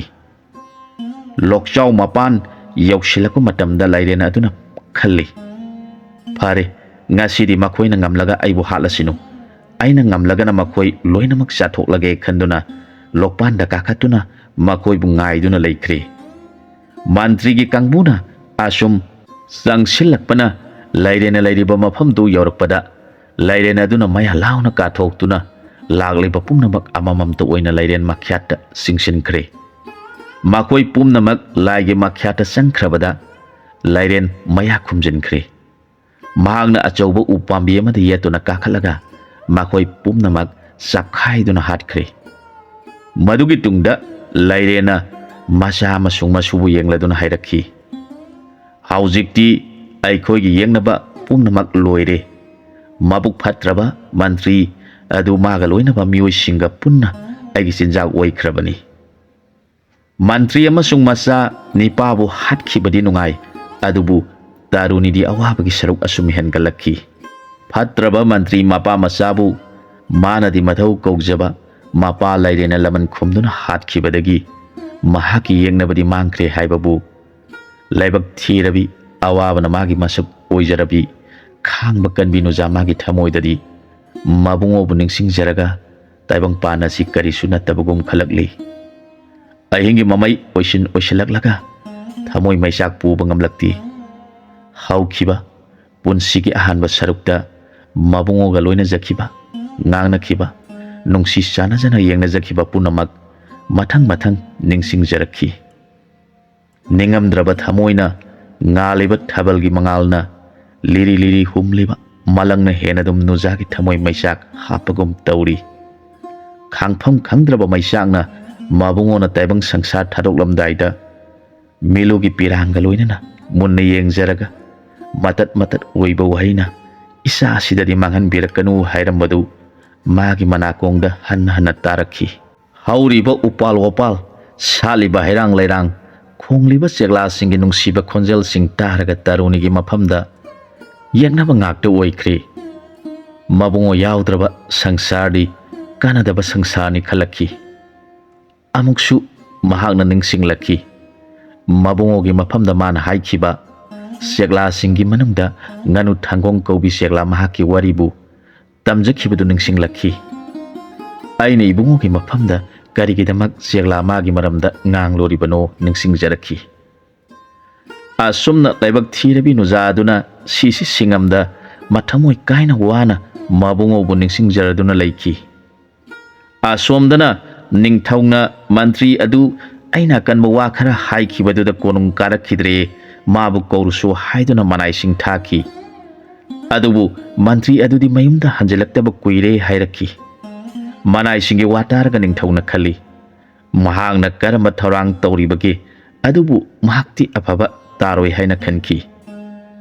ꯅꯤꯡꯊꯧꯁꯤ ꯃꯆꯥꯅꯨꯄꯤ ꯔꯥꯖ ꯀꯩꯅꯥꯒꯤ ꯈꯟꯕꯗ ꯌꯥꯝꯅ ꯋꯥꯔꯝꯃꯤ꯫ ꯃꯍꯥꯛꯅ ꯑꯩꯒꯤ ꯏꯆꯥ ꯑꯁꯤ ꯃꯊꯟꯇꯅꯤ, ꯃꯍꯥꯛꯄꯨ ꯐꯍꯟꯕ ꯉꯝꯗ꯭ꯔꯕꯗꯤ ꯑꯩꯅ ꯍꯤꯡꯂꯨꯕꯒꯤ ꯀꯔꯤ ꯀꯥꯟꯅꯒꯅꯤ ꯈꯜꯂꯛꯂꯦ꯫ ꯑꯗꯨꯅ ꯑꯁꯨꯝꯅ ꯂꯥꯎꯊꯣꯛꯈꯤ, ꯑꯩꯒꯤ ꯏꯆꯥꯅꯨꯄꯤ ꯑꯁꯤꯕꯨ ꯐꯍꯟꯕ ꯉꯝꯕ ꯅꯤꯄꯥꯗ ꯏꯆꯥꯅꯨꯄꯤ ꯄꯤꯗꯨꯅ ꯂꯩꯕꯥꯛ ꯇꯪꯈꯥꯏ ꯑꯃꯒꯤ ꯅꯤꯡꯊꯧ ꯑꯣꯏꯍꯟꯒꯅꯤ꯫ ꯃꯗꯨ ꯇꯥꯕꯗ ꯂꯥꯏꯔꯦꯟ ꯑꯗꯨꯅ ꯃꯁꯨ ꯅꯤꯄꯥꯗ ꯍꯥꯏꯔꯛꯈꯤ, ꯍꯧꯖꯤꯛꯇꯤ ꯏꯕꯨꯡꯉꯣ ꯅꯍꯥꯛꯀꯤ ꯃꯇꯝ ꯑꯣꯏꯔꯛꯂꯦ꯫ ꯅꯍꯥꯛꯅ ꯅꯤꯡꯊꯧꯒꯤ ꯃꯆꯥꯅꯨꯄꯤꯗꯨ ꯂꯥꯌꯦꯡꯗꯨꯅ ꯂꯩꯕꯥꯛ ꯇꯪꯈꯥꯏ ꯑꯃꯒꯤ ꯅꯤꯡꯊꯧ ꯑꯣꯏꯗꯨꯅ ꯄꯥꯜꯂꯨ꯫ ꯃꯁꯨꯅ ꯃꯄꯨꯗ ꯀꯔꯝꯅ ꯂꯥꯌꯦꯡꯒꯅꯤ ꯍꯪꯖꯔꯕꯗ ꯃꯄꯨꯅ ꯆꯪꯒꯗꯕ ꯄꯣꯠ ꯄꯨꯝꯅꯃꯛ ꯇꯥꯛꯄꯤꯈꯤ꯫ ꯐꯤꯔꯣꯏ ꯐꯤꯉꯥꯝ ꯆꯥꯛꯂꯣꯡꯒ ꯂꯣꯏꯅꯅ ꯅꯤꯡꯊꯧꯒꯤ ꯍꯤꯗꯦꯟ ꯇꯥꯐꯝꯗ ꯄꯨꯗꯨꯅ, ꯍꯦ ꯏꯕꯨꯙꯧ, ꯅꯍꯥꯛꯅ ꯉꯁꯤꯗꯒꯤ ꯔꯥꯖ ꯀꯩꯅꯥꯕꯨ ꯐꯍꯟꯕꯤꯗꯨꯅ ꯅꯁꯨꯅ ꯅꯤꯡꯊꯧ ꯑꯣꯏꯕꯗꯨ ꯌꯥꯎꯕꯤꯌꯨ ꯍꯥꯏꯔꯝꯃꯨ꯫ ꯑꯗꯨꯝꯅ ꯈꯨꯔꯨꯝꯂꯒ ꯔꯥꯖ ꯀꯩꯅꯥ ꯐꯔꯒꯅꯤ ꯇꯥꯛꯄꯤꯈꯤ꯫ ꯃꯁꯨ ꯑꯗꯨ ꯄꯟꯊꯕ ꯇꯧꯗꯅ ꯃꯄꯨꯅ ꯍꯥꯏꯕꯒꯤ ꯃꯇꯨꯡ ꯏꯟꯅ ꯅꯤꯡꯊꯧ ꯀꯣꯅꯨꯡ ꯌꯧꯔꯛꯂꯦ꯫ ꯅꯤꯡꯊꯧꯒꯤ ꯊꯣꯡꯁꯪꯕꯁꯤꯡꯗ ꯔꯥꯖ ꯀꯩꯅꯥ ꯂꯥꯌꯦꯡꯕ ꯂꯥꯛꯄꯅꯤ ꯍꯥꯏꯔꯕꯗ ꯊꯣꯡꯁꯪꯕꯁꯤꯡ ꯑꯗꯨꯅ ꯅꯤꯡꯊꯧꯒꯤ ꯃꯅꯥꯛꯇ ꯆꯪꯂꯛꯇꯨꯅ ꯄꯥꯎ ꯄꯨꯝꯅꯃꯛ ꯇꯝꯂꯦ꯫ ꯔꯥꯖ ꯀꯩꯅꯥꯕꯨ ꯂꯥꯌꯦꯡꯖꯒꯦ ꯍꯥꯏꯗꯨꯅ ꯅꯍꯥ ꯄꯥꯈꯪ ꯑꯃ ꯂꯥꯛꯍꯧꯏ, ꯃꯍꯥꯛꯄꯨ ꯊꯥꯖꯤꯟꯖꯔꯛꯎꯔꯥ ꯍꯥꯏꯅ ꯍꯪꯒꯠꯆꯈꯤ꯫ ꯅꯤꯡꯊꯧꯅ ꯅꯍꯥ ꯄꯥꯈꯪꯅꯤ ꯇꯥꯕꯗ ꯌꯥꯝꯅ ꯅꯨꯡꯉꯥꯏꯈꯤ꯫ ꯑꯩꯅ ꯏꯆꯥ ꯑꯁꯤ ꯐꯕ ꯉꯝꯂꯕꯗꯤ ꯏꯆꯥ ꯄꯤꯒꯅꯤ, ꯂꯩꯕꯥꯛ ꯇꯪꯈꯥꯏ ꯄꯤꯒꯅꯤ ꯍꯥꯏꯈꯤꯕꯗꯨ ꯉꯝꯂꯕꯗꯤ ꯐꯈ꯭ꯔꯅꯤꯗ ꯈꯟꯗꯨꯅ ꯃꯅꯥꯏꯁꯤꯡꯗ ꯊꯨꯅ ꯊꯥꯖꯤꯜꯂꯛꯎ ꯍꯥꯏꯈꯤ꯫ ꯅꯤꯡꯊꯧꯒꯤ ꯌꯥꯊꯪ ꯃꯇꯨꯡ ꯏꯟꯅ ꯃꯍꯥꯛ ꯀꯣꯅꯨꯡꯗ ꯆꯪꯂꯛꯂꯦ꯫ ꯃꯍꯥꯛꯀꯤ ꯃꯁꯥꯗ ꯀꯔꯤꯁꯨ ꯌꯥꯎꯔꯛꯇꯦ꯫ ꯃꯁꯤꯅ ꯂꯥꯌꯦꯡꯕꯗ ꯐꯕ ꯉꯝꯒꯗꯧꯔꯤꯕ꯭ꯔꯥ ꯈꯟꯗꯨꯅ ꯅꯤꯡꯊꯧꯅ ꯍꯪꯂꯛꯈꯤ, ꯏꯕꯨꯡꯉꯣ, ꯅꯍꯥꯛꯇꯤ ꯀꯔꯝꯅ ꯂꯥꯌꯦꯡꯒꯗꯧꯔꯤꯕꯅꯣ? ꯅꯁꯥꯗ ꯍꯤꯗꯥꯛ ꯂꯥꯡꯊꯛ ꯀꯔꯤꯁꯨ ꯌꯥꯎꯔꯛꯇꯦ ꯍꯥꯏꯔꯕꯗ ꯂꯣꯌꯨꯝꯕꯅ, ꯃꯍꯥꯔꯥꯖ, ꯑꯩꯍꯥꯛ ꯔꯥꯖ ꯀꯩꯅꯥꯕꯨ ꯑꯃꯨꯛꯇꯪ ꯃꯥꯅ ꯅꯥꯔꯤꯕ ꯂꯩꯅꯥꯗꯨ ꯌꯦꯡꯖꯈꯤꯒꯦ, ꯑꯗꯨꯒ ꯍꯤꯗꯥꯛ ꯂꯥꯡꯊꯛꯀꯤ ꯃꯔꯝꯗ ꯍꯥꯏꯖꯒꯦ ꯍꯥꯏꯈꯤ꯫ ꯅꯤꯡꯊꯧ ꯑꯗꯨꯅ ꯃꯥꯅ ꯍꯥꯏꯔꯤꯕꯁꯤ ꯆꯨꯝꯃꯤ ꯈꯟꯗꯨꯅ ꯔꯥꯖ ꯀꯩꯅꯥꯒꯤ ꯃꯅꯥꯛꯇ ꯄꯨꯁꯤꯟꯗꯨꯅ ꯆꯪꯃꯤꯟꯅꯔꯛꯈꯤ꯫ ꯔꯥꯖ ꯀꯩꯅꯥꯗꯨ ꯂꯣꯌꯨꯝꯕꯕꯨ ꯍꯦꯛ ꯎꯖꯕꯒ ꯂꯦꯡꯕ ꯑꯣꯠꯄ ꯉꯝꯗꯅ ꯂꯩꯔꯝꯕꯗꯨ ꯍꯦꯛ ꯐꯕꯒꯨꯝ ꯇꯧꯗꯨꯅ ꯐꯝꯕ ꯉꯝꯈꯤ꯫ ꯃꯍꯥꯛꯅ ꯂꯣꯌꯨꯝꯕꯕꯨ ꯃꯨꯟꯅ ꯌꯦꯡꯖꯔꯒ ꯃꯊꯃꯣꯏꯗ ꯋꯥꯍꯪ ꯍꯪꯖꯔꯛꯄ ꯍꯧꯔꯛꯈꯤ, ꯅꯪꯕꯨ ꯑꯩꯒꯤ ꯑꯅꯥꯕꯁꯤ ꯐꯍꯟꯕꯤꯗꯨꯅ ꯑꯩꯒꯤ ꯑꯣꯏꯖꯕ ꯐꯪꯂꯕꯗꯤ ꯀꯌꯥꯒꯤ ꯃꯇꯤꯛ ꯅꯨꯡꯉꯥꯏꯖꯒꯗꯧꯕ ꯍꯥꯏꯅ ꯈꯟꯖꯕ ꯍꯧꯔꯛꯈꯤ꯫ ꯂꯣꯌꯨꯝꯕꯁꯨ ꯔꯥꯖ ꯀꯩꯅꯥꯕꯨ ꯎꯖꯕꯗ ꯍꯥꯏꯅꯤꯡꯉꯥꯏ ꯂꯩꯇꯅ ꯅꯨꯡꯁꯤꯈꯤ꯫ ꯃꯈꯣꯏ ꯑꯅꯤ ꯃꯤꯠꯀ ꯅꯨꯡꯁꯤ ꯈꯨꯗꯤ ꯊꯤꯅꯈꯤ꯫ ꯂꯣꯌꯨꯝꯕꯅ ꯔꯥꯖ ꯀꯩꯅꯥꯒꯤ ꯈꯨꯖꯦꯡ ꯃꯤꯍꯨꯟ ꯌꯦꯡꯂꯒ ꯍꯥꯏꯔꯛꯈꯤ, ꯃꯍꯥꯔꯥꯖ, ꯔꯥꯖ ꯀꯩꯅꯥꯒꯤꯁꯤ ꯌꯥꯝꯅ ꯂꯨꯈ꯭ꯔꯕ ꯂꯥꯏ ꯑꯃ ꯌꯦꯠꯇꯨꯅ ꯂꯩꯔꯦ, ꯑꯗꯨꯅ ꯃꯍꯥꯛꯀꯤ ꯆꯤꯟꯖꯥꯛ ꯀꯠꯊꯣꯛꯇ꯭ꯔꯕꯗꯤ ꯐꯔꯔꯣꯏ, ꯑꯗꯨꯅ ꯑꯩꯅ ꯍꯥꯏꯖꯔꯤꯕ ꯄꯣꯠꯂꯝ ꯄꯨꯝꯅꯃꯛ ꯄꯤꯕꯤꯌꯨ ꯍꯥꯏꯖꯈꯤ꯫ ꯅꯤꯡꯊꯧꯅ ꯄꯣꯠꯂꯝꯁꯤꯡ ꯄꯤꯔꯗꯨꯅ ꯂꯣꯌꯨꯝꯕꯅ ꯅꯤꯡꯊꯧꯒꯤ ꯍꯤꯗꯦꯟ ꯇꯥꯐꯝꯗ ꯆꯠꯇꯨꯅ, ꯍꯦ ꯏꯕꯨꯙꯧ, ꯅꯁꯨꯅ ꯀꯠꯆꯔꯤꯕ ꯄꯨꯝꯅꯃꯛꯁꯤ ꯂꯧꯕꯤꯗꯨꯅ ꯆꯥꯕꯤꯔꯒ ꯔꯥꯖ ꯀꯩꯅꯥꯕꯨ ꯍꯧꯖꯤꯛꯇꯒꯤ ꯐꯍꯟꯕꯤꯔꯣ ꯍꯥꯏꯖꯈꯤ꯫ ꯃꯤꯅ ꯑꯣꯟꯈꯤꯕ ꯂꯥꯏ ꯑꯗꯨꯅꯁꯨ ꯃꯍꯥꯛꯇꯕꯨ ꯉꯥꯏꯗꯨꯅ ꯂꯩꯔꯛꯄꯅ ꯃꯥꯅ ꯀꯠꯆꯔꯤꯕ ꯄꯨꯝꯅꯃꯛꯇꯨ ꯂꯧꯕꯤꯔꯒ ꯏꯁꯤꯡꯗꯒꯤ ꯏꯅꯤꯟ ꯏꯄꯣꯝ ꯅꯥꯏꯅ ꯐꯥꯎꯒꯠꯂꯝꯂꯒ ꯆꯠꯈ꯭ꯔꯦ꯫ ꯃꯗꯨꯕꯨ ꯎꯍꯧꯕ ꯃꯌꯥꯝ ꯑꯗꯨ ꯑꯉꯛꯄ ꯑꯃ ꯑꯣꯏꯅꯈꯤ꯫ ꯂꯣꯌꯨꯝꯕꯅ ꯂꯥꯏꯒꯤ ꯃꯆꯤꯟꯖꯥꯛ ꯍꯦꯛ ꯊꯥꯗꯣꯛꯄ ꯆꯪꯂꯛꯄꯒ ꯔꯥꯖ ꯀꯩꯅꯥ ꯐꯔꯗꯨꯅ ꯃꯅꯥꯏ ꯅꯨꯄꯤꯁꯤꯡꯅ ꯁꯦꯡꯅ ꯏꯔꯨꯖꯊꯣꯛꯄꯤꯈꯤ꯫ ꯃꯍꯥꯛꯅ ꯃꯅꯥꯏ ꯅꯨꯄꯤ ꯑꯃ ꯃꯄꯥ ꯅꯤꯡꯊꯧꯒꯤ ꯃꯐꯝꯗ ꯊꯥꯔꯛꯇꯨꯅ ꯂꯣꯌꯨꯝꯕꯕꯨ ꯆꯠꯍꯟꯕꯤꯈꯤꯒꯅꯨ ꯍꯥꯏꯖꯔꯛꯈꯤ꯫ ꯅꯤꯡꯊꯧ ꯑꯗꯨꯁꯨ ꯃꯆꯥꯅꯨꯄꯤꯒꯤ ꯄꯨꯛꯅꯤꯡ ꯑꯗꯨ ꯈꯪꯂꯗꯨꯅ ꯌꯥꯝꯅ ꯄꯦꯟꯖꯈꯤ꯫ ꯂꯣꯌꯨꯝꯕꯕꯨ ꯌꯥꯝꯅ ꯅꯤꯡꯊꯤꯅ ꯄꯤꯖ ꯄꯤꯊꯛ ꯇꯧꯔꯗꯨꯅ ꯍꯥꯏꯔꯛꯈꯤ, ꯍꯧꯖꯤꯛꯇꯤ ꯏꯆꯥꯅꯨꯄꯤꯕꯨ ꯅꯍꯥꯛꯅ ꯂꯥꯌꯦꯡꯕꯗ ꯐꯔꯕꯅꯤꯅ ꯂꯩꯕꯥꯛ ꯇꯪꯈꯥꯏ ꯑꯃ ꯄꯤꯗꯨꯅ ꯅꯨꯃꯤꯠ ꯑꯐꯕ ꯑꯃ ꯌꯦꯡꯂꯒ ꯂꯨꯍꯣꯡꯕꯤꯔꯒꯅꯤ ꯍꯥꯏꯈꯤ꯫ ꯂꯣꯌꯨꯝꯕ ꯃꯌꯨꯝꯗ ꯍꯜꯂꯛꯄꯒ ꯋꯥꯔꯤ ꯄꯨꯝꯅꯃꯛ ꯇꯝꯖꯈꯤ꯫ ꯃꯙꯧ ꯑꯗꯨ ꯌꯥꯝꯅ ꯅꯨꯡꯉꯥꯏꯖꯔꯗꯨꯅ ꯍꯥꯏꯔꯛꯈꯤ, ꯏꯕꯦꯝꯃ, ꯅꯃꯥ ꯅꯆꯥꯕꯨ ꯀꯗꯥꯏꯗ ꯂꯩꯕ ꯄꯥꯝꯕꯒꯦ?